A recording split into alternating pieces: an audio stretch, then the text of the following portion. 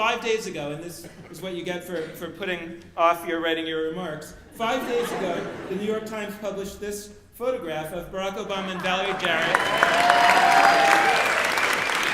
And they were at Manny's, which is a deli in the South Loop area. And if you can see right above Valerie Jarrett's head here is potato pancakes is among and I have a blow up for you. But it's not only that Manny's carries latkes. Obama actually ordered latkes. It's in the Chicago Times. And here's a picture of him eating, and I think you can see a latke right there. So clearly through the candidate's own preferences, we know that Obama prefers the latke.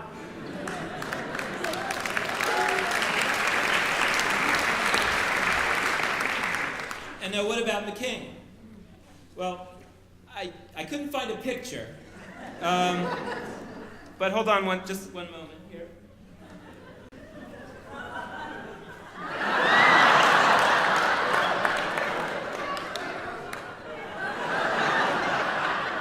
I love it.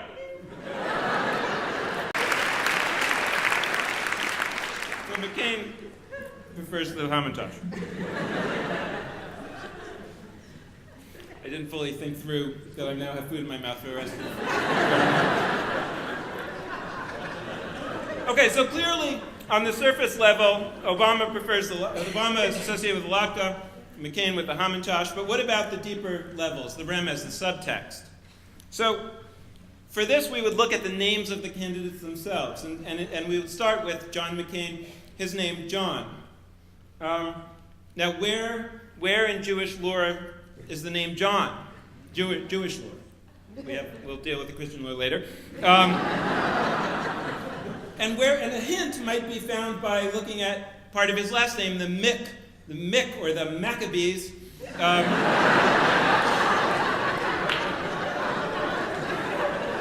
And the Maccabees were the heroes of the Hanukkah story.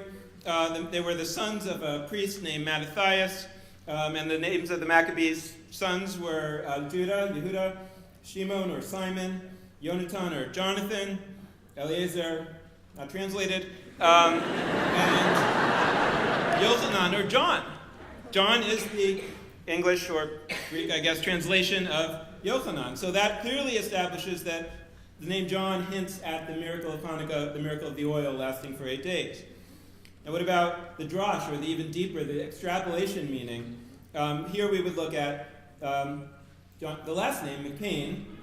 Now, as you know, McCain comes from Scotch-Irish ancestry. Mick in Scotch-Irish means from or of, and so it's John of Cain.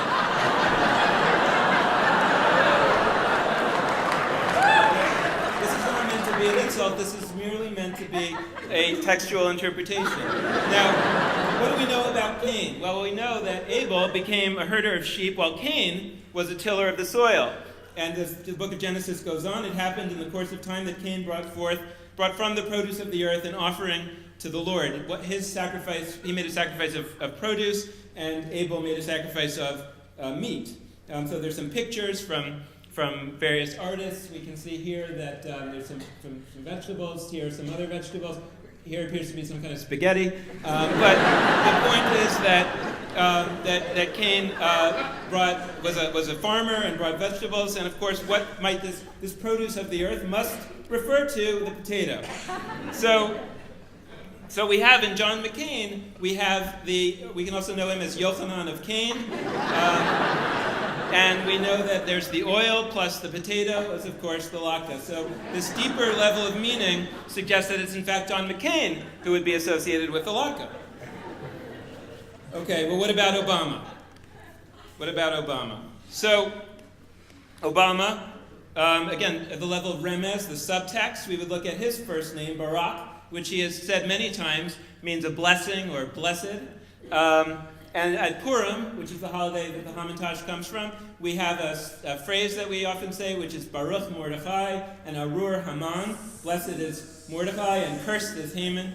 But on Purim, it is an obligation to get so drunk that you confuse the two.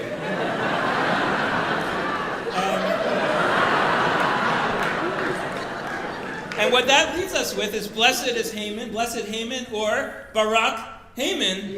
It can't be more clear than that Barack Obama is associated with the Hamantash. And what about the darash, the extrapolation? So we would look here at the last name of Obama. Again, in the Scotch-Irish, that would be of Bama.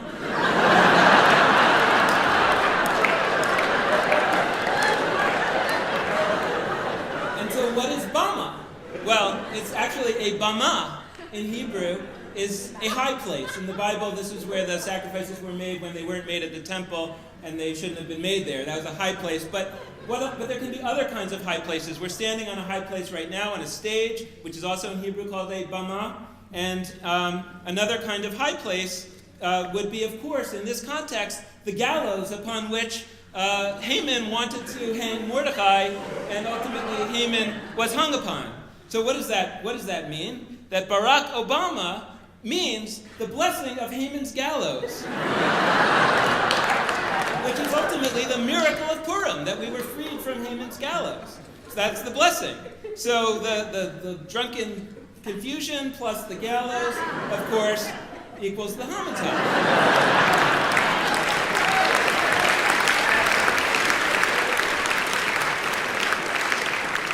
So where this leads us is the pshat, the surface level understanding of the text implies that the latke should be associated with Obama and the Hamantash with McCain, but the remez and the drash, the deeper meanings, suggest quite the opposite. And what do we do when the surface level and the deeper level conflict? Well, of course, we would have to look at the sod, at the secret meaning of the text, or in this case of the omen.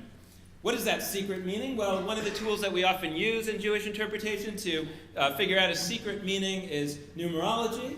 And so here we would look at the numbers, at the dates on which Barack Obama was elected president, of course. That was the 4th of November, which corresponded, actually, if you look at it in a calendar, it will say the 6th of Cheshvan, which is the Jewish month, but he was actually elected at night, which of course would be the 7th of Cheshvan. That was when the election was. So, we have the numbers 4 and 7. For those of you who don't know, by the way, Jewish days begin at night, the previous night. So, what is that? 47, which of course is the age of Barack Obama. Now this is going to blow your mind. This is going to blow your mind. In Jewish numerology, each letter of the Hebrew alphabet is ascribed a numerical value. And what does the number 47 mean in Jewish numerology? Bama! The high place, or Obama. Now, what does this tell us about the superiority of the Latke or the Hamantash, or which would be associated with Obama or McCain? Nothing. Absolutely nothing. But it's still pretty cool.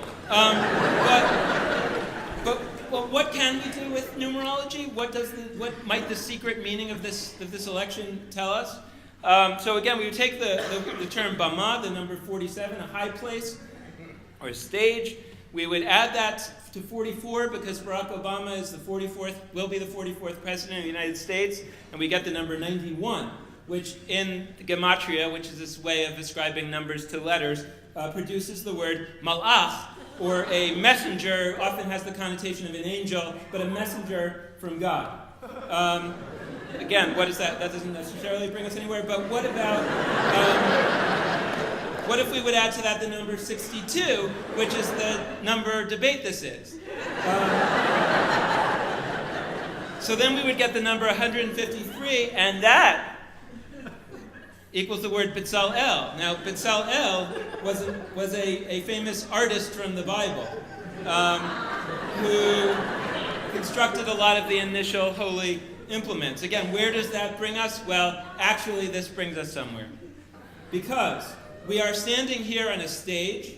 We saw a number of artists performing earlier today, so we know that they have been dealt with. That means that our debaters here must be messengers from God, and they will solve this issue for us finally. So, although Jewish interpretation has failed once again to